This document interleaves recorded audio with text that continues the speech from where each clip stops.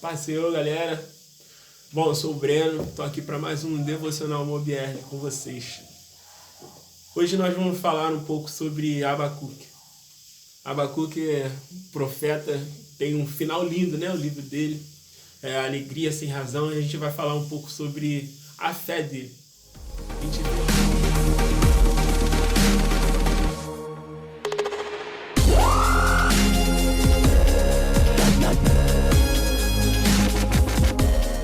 A gente vê lá no capítulo 1, Abacuque angustiado, Abacuque cansado de clamar, Abacuque já não aguentava mais pedir, não ser escutado, não ser ouvido. E ele diz: Senhor, até quando eu vou clamar por justiça, por salvação, e o Senhor não nos ouvirá? E vou clamar violência e as coisas vão continuar dessa forma. A justiça, ela se afrouxou.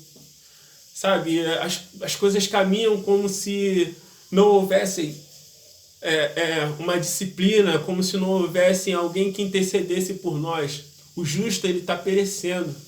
O justo, ele está sofrendo. E Deus, ele se levanta e responde: olha,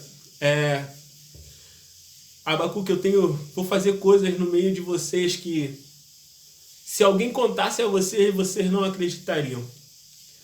E ele levanta os caldeus. O Senhor diz que estava levantando os caldeus.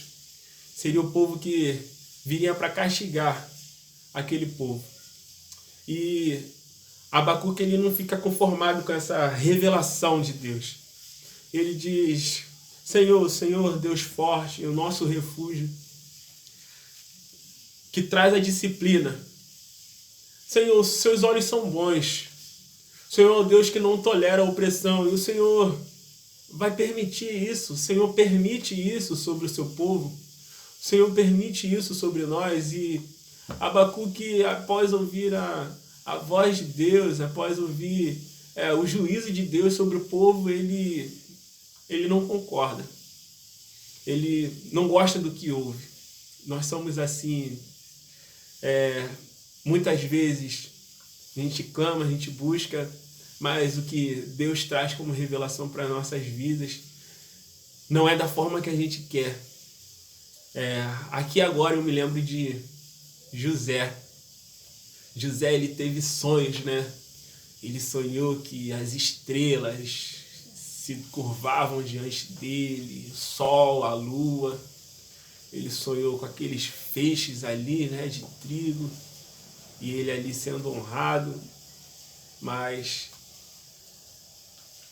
ele sofreu. O processo dele não foi agradável, mas tudo tem um propósito. Quando Deus faz algo, não é em vão. Tudo tem um propósito. José com certeza não entendia tudo que ele estava vivendo, mas era necessário que ele passasse por aquele processo. E assim, voltando para Abacuque, era necessário que aquele povo passasse por aquele processo. Era necessário que o povo sofresse aquela disciplina. O povo estava distante de Deus. Assim como o profeta diz: esse povo me honra com os lábios, mas o seu coração está distante de mim. Abacuque, ele sem entender, ele declara e diz: Senhor, eu vou esperar. Eu vou ver o que o Senhor tem para me responder. Vou me manter na minha torre de vigia e esperar o que o Senhor tem para falar comigo.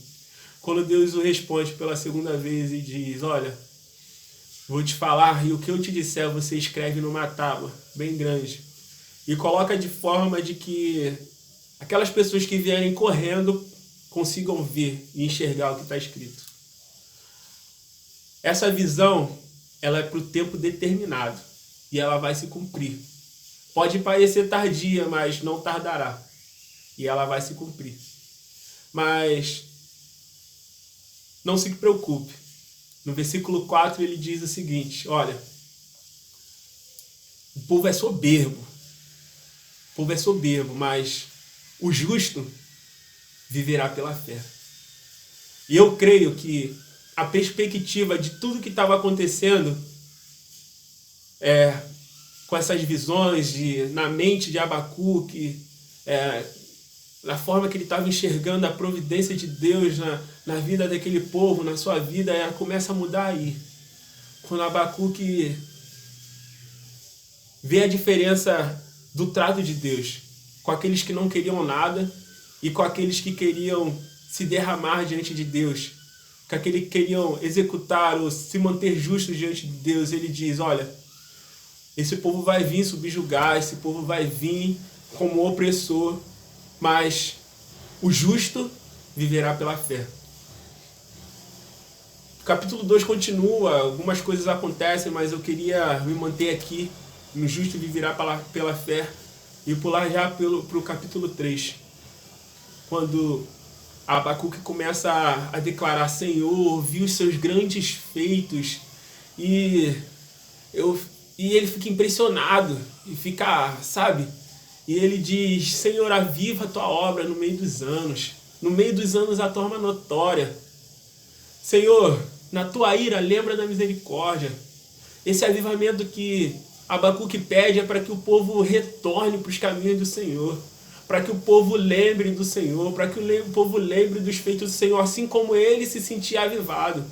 Eu me arrisco a dizer que ocorreu assim nas visões que Deus estava dando para Abacuque, a resposta que Deus dava para Abacuque foi como um renovo para ele. Ele conseguiu perceber, antes ele questionava, ele não compreendia porque tantas coisas ruins estavam acontecendo, e agora ele compreende, ele diz, Senhor, aviva o teu povo também, para que o teu povo compreenda, para que o teu povo veja aquilo que o Senhor é de verdade. Porque com o passar do tempo, a gente acaba se cegando, a gente começa a viver uma religiosidade, a gente começa a viver de qualquer maneira. É como se Deus não existisse, é como se vivêssemos um ateísmo na prática. Declaramos Deus, declaramos ser servos de Deus, mas não vivemos a fé em Deus de verdade. Lá no final, Abacuque começa a declarar essas coisas, ele pede misericórdia, mas quando chega no 17, 18 e 19, ele fala, Senhor, mas mesmo assim, independente de tudo, se isso tudo, claro, conjecturando, mas se isso tudo vier sobre o seu povo e a sua palavra é certa e vai vir, todavia eu me alegrarei no Senhor, o Deus da minha salvação, ainda que a figueira não floresça, ainda que não haja fruto na videira, ainda que a colheita da oliveira decepcione, a decepção chegue, e os campos não produzam mantimentos, mesmo assim eu me alegro no Senhor, o Deus da minha salvação, porque o Senhor faz dos meus pés como os das corças, e me faz andar nas minhas alturas. A nossa esperança não está nas circunstâncias, a nossa esperança não está em se a cura chegar, se a doença acabar, se o emprego chegar, se as portas se abrirem, independente da porta se abrir ou se a porta se manter fechada, da cura chegar ou não chegar, a minha alegria permanece firme em Deus, nele, que é o Senhor, o Deus da nossa salvação. As circunstâncias podem ser desfavoráveis, mas o justo viverá pela fé.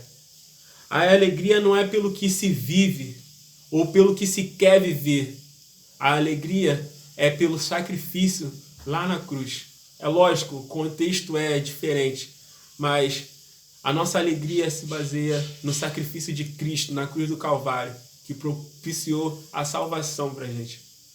E para onde nós vamos, não haverá mais choro, mais pranto, porque todas essas coisas vão ser passadas. E nós viveremos em glória com Deus para todo sempre. Tamo junto, que Deus abençoe. Tá aí mais um devocional Mobierge. Um abraço.